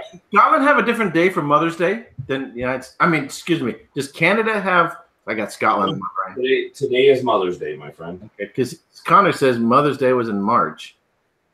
Whiskey in the Six, you go straight to bed. I don't want to hear any stories later about you got sidetracked watching a hockey game or whatever it is. So Rob, gute Nacht. What do you mean, Eric? What happened to me? I can't. Go straight to bed. That's all I have. Oops, no problem. Malton in Montreal. I won't twerk. Night, guys. Or you're not going to go twerking. I don't know. Maybe your wife might like to see you do some twerking. Yeah. Connor said, do you have Father's Day? Yeah, Father's Day is in June. Father's Day is, yeah, we have the same. They're the same in North America. Right? Oh, okay. We are Americans. Well, you have a different Thanksgiving, though. Yeah, well, we have a few things that are different. I don't know who was it that said something, but I'm like, oh, it's the Whiskey Vault guys. They have a pavilion or something at their place, and they just do their update videos. And they were talking about how many Canadian supporters they have. They have, you know, they said, we don't even know why the Canadians send us money, but we appreciate it. It was a nice thing that they did. Right. But I think in their video intro, they're like, yeah, we're Americans and they're Canadians. I'm like, no, you bonehead. We're all Americans. You're a United Statesian and we're a Canadians. It's like going to somebody from Africa and saying, you know, hey, Africa's a great country. Like, they look at you like you're bonehead. It's a continent. I know it's just the way you talk. So, So the whole term is right there, right? United States of meaning of something bigger, but it's not. Anyway, some people are just not as like most of the people I met. But if you said, "Hey, you USers," that might sound a little strange. But do it for fun. I've done USAers. We're USAers. I work with lots of guys that are from the US, right? Lots of the companies up here, they send engineers up and whatnot. Just Google United Statesian and see all the links you'll find. It's hilarious, right? But what was that guy that said, "I'm proud to be an American. At least I know I'm free." Whatever that guy's name. I'm pretty, and I'm proud to stand up next to you and defend her still today. Malton in Montreal. And then he said, "God bless the USA." I'm sure he's referring. Yeah. Yes, I've heard the song, buddy. Yeah. Who sings that? I can't remember his name. Oh, well, whatever his name is, let's keep it that way. That's all I got to say. Malton in Montreal is leaving to go watch Westworld.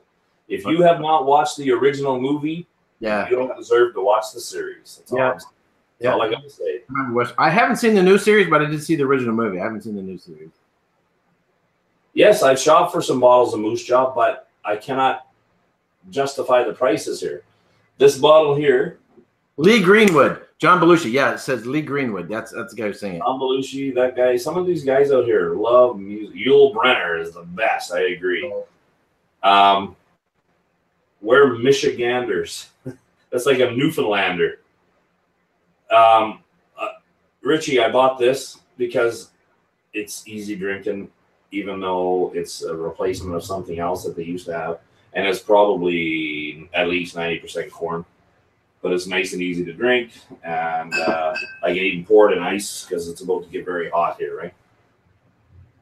Just saw a guy walk by with a man bun on the side of his head. Is that what you meant to say? A side of his head? Man, you know what? We call them up here, we call them douche knots. Was he wearing flip-flops? Yeah, welcome to California. Yeah. Whiskey Sneerson. Saskatchewan is actually phenomenal. I mean, it gets a bad rap.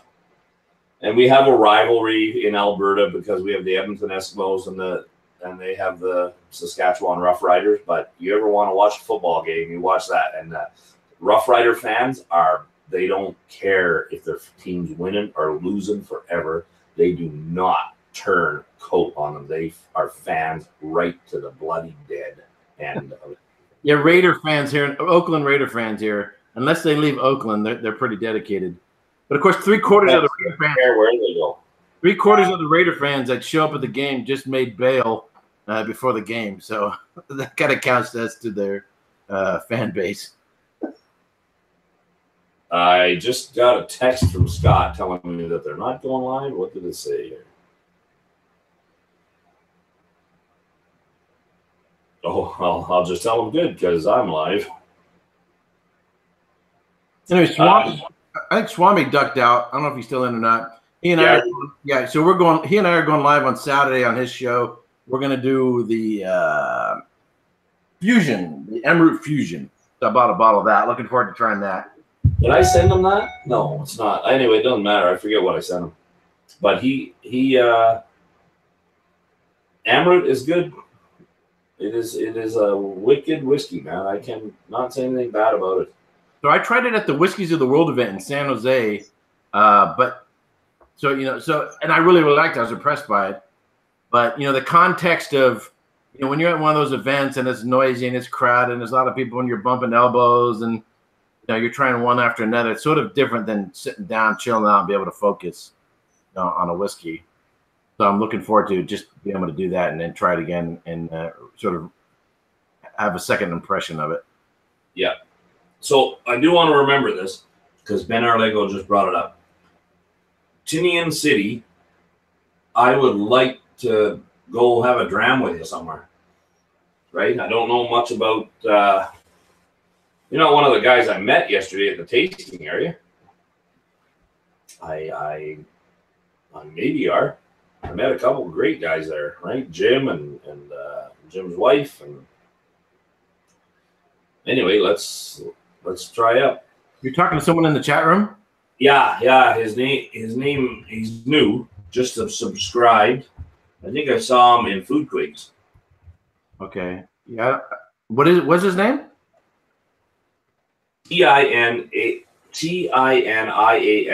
City. Okay. I saw that earlier. Okay. Ben Arlego is having an awful hard time keeping his keyboard together. Yeah, you know what? I think, Connor, you might be onto something, because I tried one, Paul John, and I think I need to try more. Amy, thank you very much. I did get your message, so send me an email and we'll chat some more. I appreciate what you and George are trying to do. Then Connor mentions the Paul John. He says he prefers the Paul John to Emerald. So I've tasted Paul John as well. Again, at the Whiskey's the World event. In the context, I liked it. I tried the peated one as well. Wasn't that big on that one. They import their peated barley. But yeah, it'd be interesting to do a side by side and compare the two. Yeah. Well, I'm pretty sure that's going to happen to somewhere in this whiskey world. It's going to happen. I'll have to go out and buy a bottle. Yeah, I would. What's going on here? Hey, Marquis Padley, thank you for being here, and thank you for subbing. I hope you and your wife are enjoying the stuff, although Eric and I aren't as fun to watch as Julia and I, maybe. I get to be Bart, and Julia usually gets to be Scott. Although she doesn't forget to say who I am. She's always guiding me back into the path of what we're talking about. So she's probably better for me than Adderall. I might need some Adderall, though. So what do we got here? Paul John is good. Welsh Toro. What are you drinking tonight? Welsh, I think I saw you posted. Yeah, I've got to do a little bit more reading about Surge. I think he gave me a tongue lashing one time on Facebook. I can't remember what Facebook he was on. One of the pages on Facebook, anyway. So, Richie there was mentioning that I'm really good at the one-up game. I have a lot of whiskey, and sometimes I sound like I'm bragging about what I've got here, and I guess that I got to work on that. Yeah, but you're wearing a Budweiser hat, so that kind of gives the perspective. I bought it for $8, and I'm going to tell you something about this Budweiser hat. I bought this on same idea, same job, same idea, or doing the same work I do in a different province. I bought it for $8 at Walmart, and it's just a freaking comfortable hat. I don't know why. It's not like the highest end hat, and you should see how many guys ask me where I got the hat from. I'm like, what? For $8? I don't know. The hat probably tastes better than the beer. And you know what I brought here? I bought this in town, the Innocent Gun, which is a Scottish beer. I always try their limited editions that they put out. I'm not a giant IPA guy. It's kind of like peat. I like peat, but if you're just peating something to say, pardon me, that it's got the most peat in it or it's this and that, I don't like it, right? Right. Yes, it's a mesh back. Yeah, nice and cool. Right. Look at the shape. It keeps the shape, man. It's just awesome, right? I come here with about 5 different hats, and I keep them on the dash of the truck. And every day I go into work, and the guy's like, "You got a different hat on." It's just to keep them guessing, I guess. But I brought a case of beer, Alberta-made beer, from Costco. I bought it at Costco because it's the cheapest you can get. And I brought it here. The fridge probably still, I've only had 2 or 3 of the beers out of it. I don't drink that much, so. But I'm going to try to do this one here. Somebody told me try the Belle Blair. I have several of the full-size bottles, but I thought I'd try this. I think I did an 03 Belle Blair, or that same size. By the way, I'll be going to Belle Blair during my trip, so I'm looking forward to that. I'm gonna follow on this comment here. Eric Gilbert told me I need to wear a bra and get a tummy tuck, and then he just said that Serge is an arse. That was that comment, which I think was hilarious, and it's true. But why is Serge an arse? Because I've never really had anything, but I'm curious because I was kind of thinking the same thing. Is he just got an air of arrogance about him, or what is it? I don't know who Serge is, so whatever. Serge he's a blogger. Oh, okay. Whatever. And he does whiskey stuff, right? Okay. Yeah, I kind of wish. I mean, I prefer the dram over the drama, and I really don't want to get into all the. So let me give you an example. So I have 7 clients, and I got to deal with a lot of BS. And I have one particular one I wish I could get away from, but that's where all the money is. I have one particular person who works for that particular client, and this particular person makes everything worthwhile. I mean, just really knowledgeable, really helpful, super, super, super helpful, great sense of humor. I mean, everything about this person is great, except for this person is also the office gossip. And yeah. and I just, as soon as it starts, I just have to walk away because that just stresses me out again. And the same kind of BS can happen. I've seen it in churches, every church I've been into, and every situation. I wish there was one sphere of life I could go to where there wasn't a bunch of BS that people could just sort of get along and not worry about whatever and just whatever. But once you get a little bit of alcohol and everybody got their opinion and their ego, and people get and like I do a lot of self-deprecating humor. I joke about myself all the time. And so I kind of wish everybody would take that if I say something to somebody else, and so Swami and I, we could probably tell each other to F off, and then we would laugh about it, Well, this is the whole reason I asked why they think that. So, Eric, I've said a few things to you tonight, right? Whether I'm like grammar Nazi and whatever. I'm like, yeah, now I understand a few things. But the thing is that if I was talking to, say, Swami about you, right, I would hope that what I say, I could say to your face. You hurt my feelings. I have a hurt feeling report. Right. That would probably get me thrown in jail now. Right. But I'll send you a copy. You can fill it out and you can send it to whatever you want. Is that one from the Army? It probably came from the military in the first. I have a copy of one. It's an Army form where you check the little boxes and all this kind of stuff. I have pretty funny. There's several different versions of it. But what I'm getting at is that honestly, we should just be able to say things. And so in Canada, we're known for being polite and nice. I'll give you an example. I was at a Starbucks. I was sitting on the inside in one of their big cushy chairs, kind of like this couch.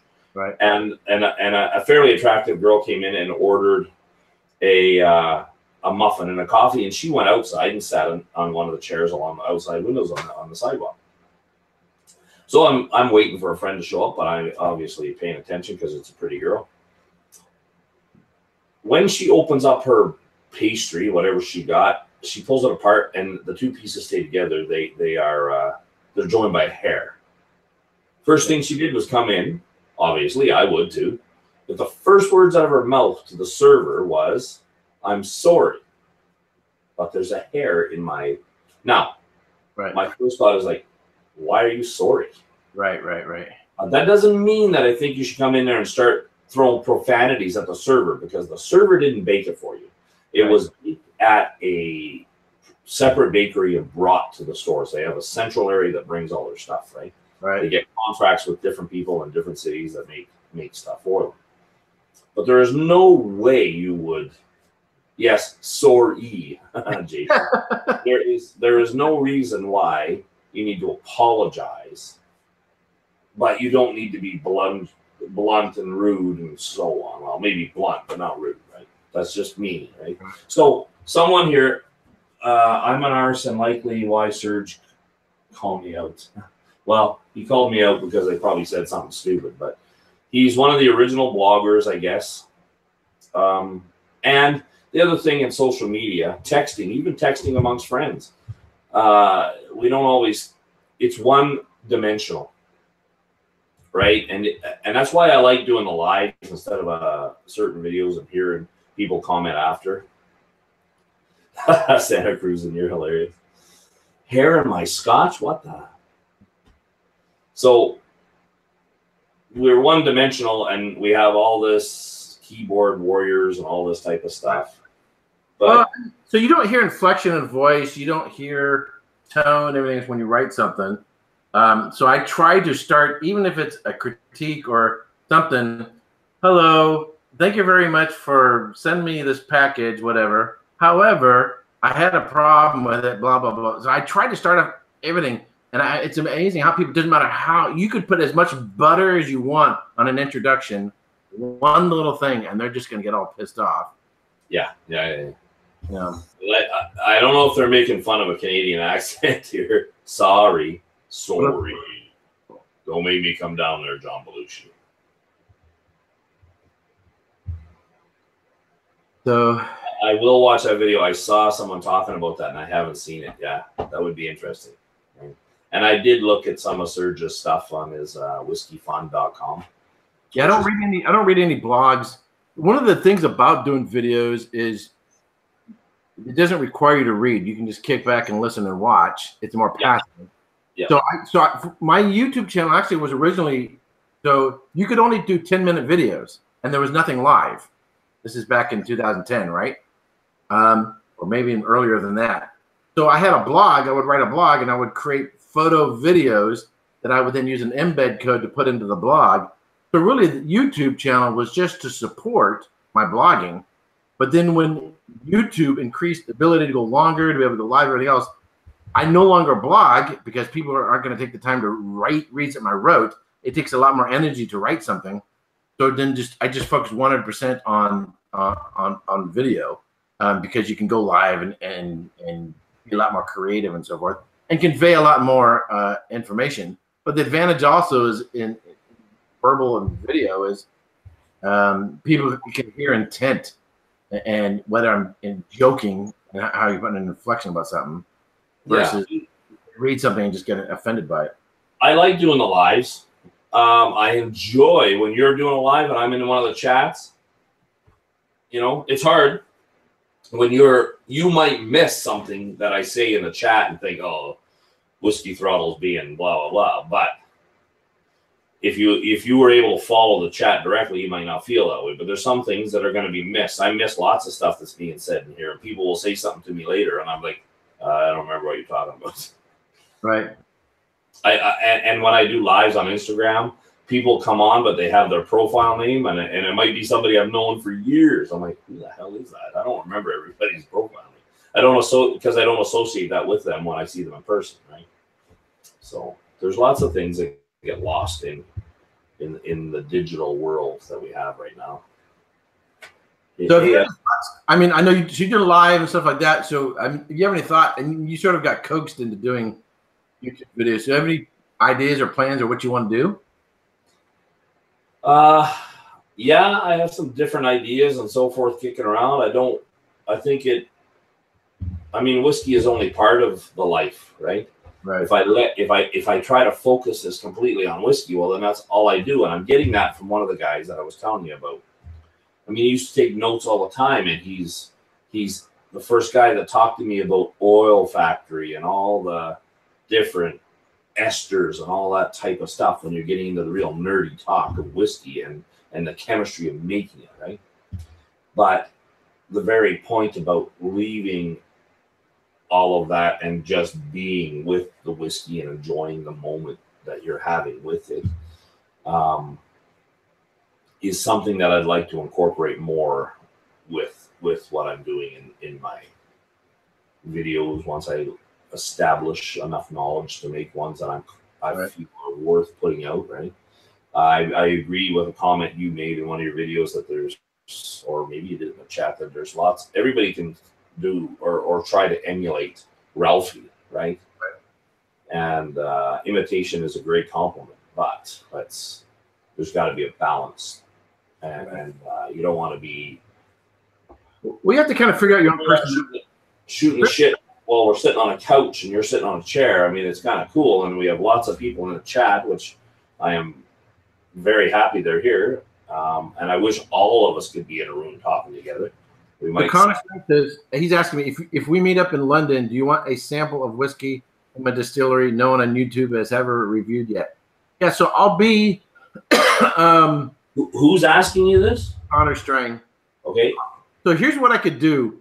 So I just finished. I spent. It's an unbelievable amount of time I spent putting my itinerary together, contacting, distilleries, hotels, just trying to map everything out.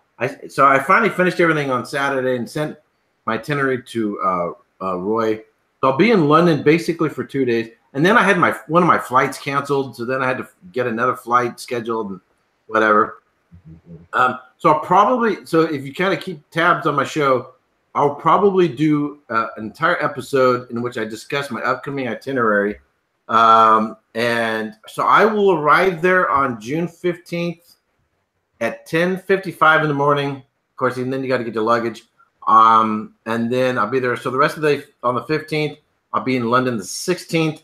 And then I fly up to Glasgow Sunday morning on the 17th. And if everything goes right, I should meet up with Roy on Sunday the 17th. So I don't have any plans for London at the moment other than meeting up with Jason Whiskey Wise. I'm staying at, I think, the Hilton. I don't remember what the rest of it is. Hilton something. But the best, number one, out of those things to see in London, the main thing I would like to do is meet up with whiskey tubers and sit down. I like to do a video, pre-record or whatever, and just meet up with some of the people. That's the most important thing. Yeah. I mean, are you one of them guys that has an itinerary in your head, let alone on paper, and this is the way you'll expect everything to fall into place? Well, you always have to be flexible and leave a little bit of time. If you have everything pinned down to the last minute and you get a flat tire, you're screwed. Right. You need to be able to adjust. Or if there's a dead cow on the road, or you got to stop and take a quig. So you got to leave a little bit of legroom and be flexible to, figure out what else you're going to do. And winemaking, you have to do that because the grapes ripen and are ready when they want to be ready, not when you want them to be ready. So if you get a lot of heat, all of a sudden all your grapes are ready to go at the same time. And so all of a sudden you got to go, okay, I got to harvest all my grapes now.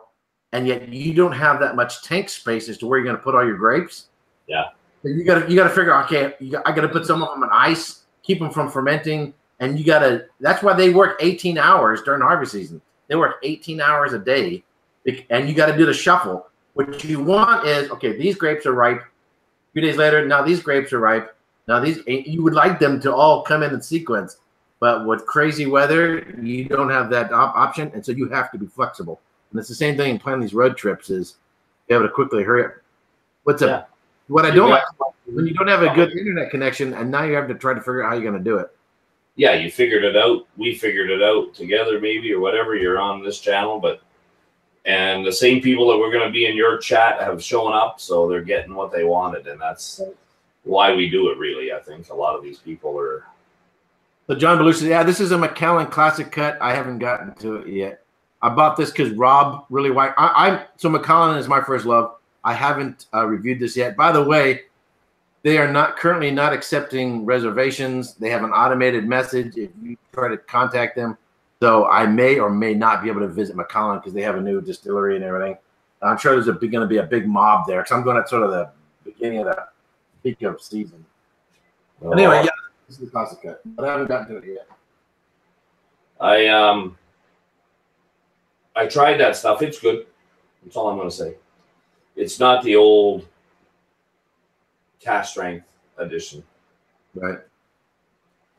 But, I mean, they're separate. They're not really supposed to be the same. I mean, they tried it. It's like buying a Glenlivet 15-year-old, or like we just talked about, Ralphie and the 15, or the Johnny Walker Red Label from way back in the day. It's, it's never going to be the same. I mean, but no one's going to know because unless you have that first whiskey you tried to compare it with a whiskey 10 years later, how you gonna know, right? Right.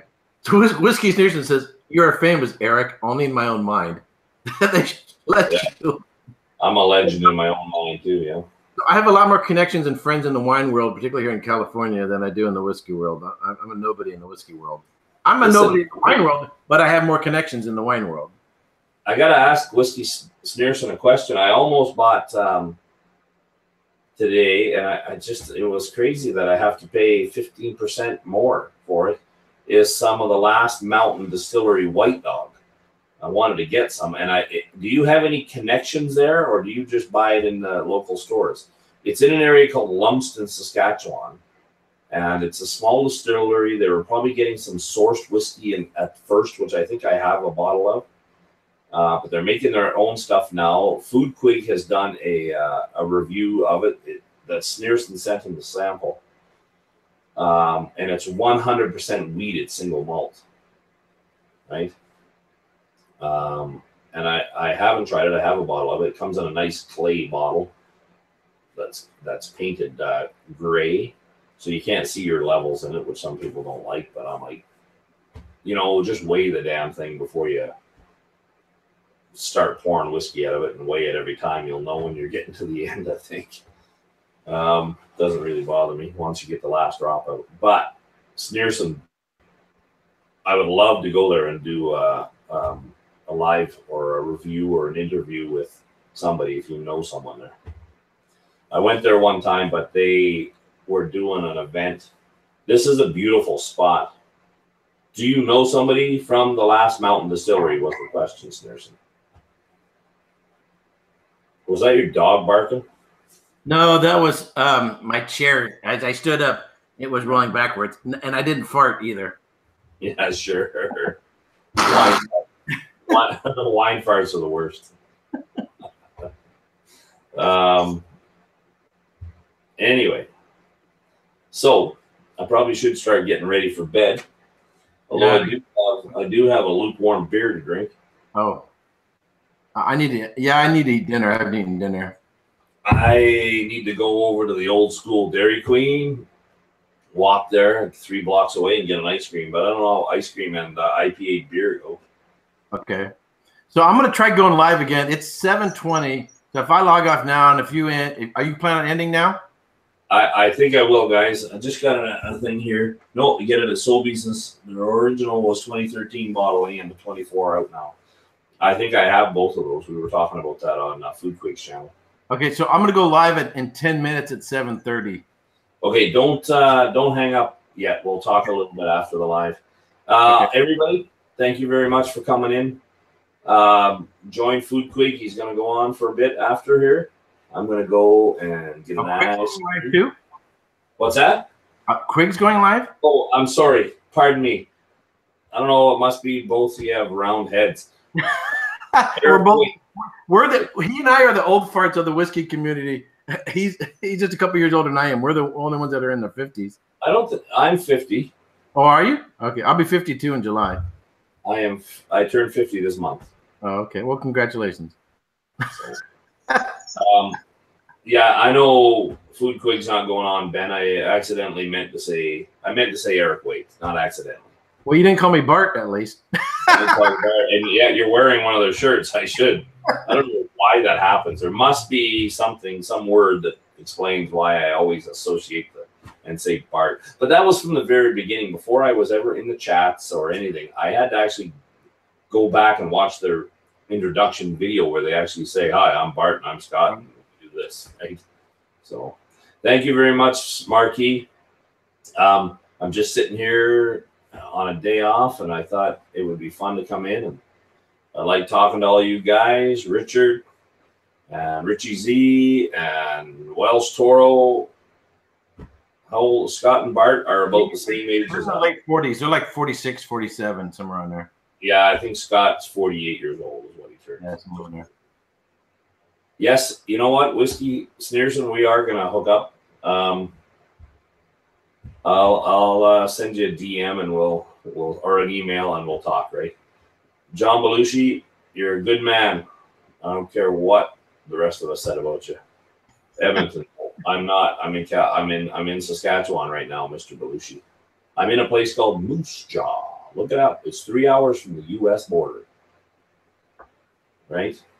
So, thanks, Eric, for coming on. I hope you get your glitchiness worked on. I'd call the internet company and say, "Listen, this is not acceptable." Yeah, I don't know what's up with that. So I think where I'm at now, I think it'll work fine.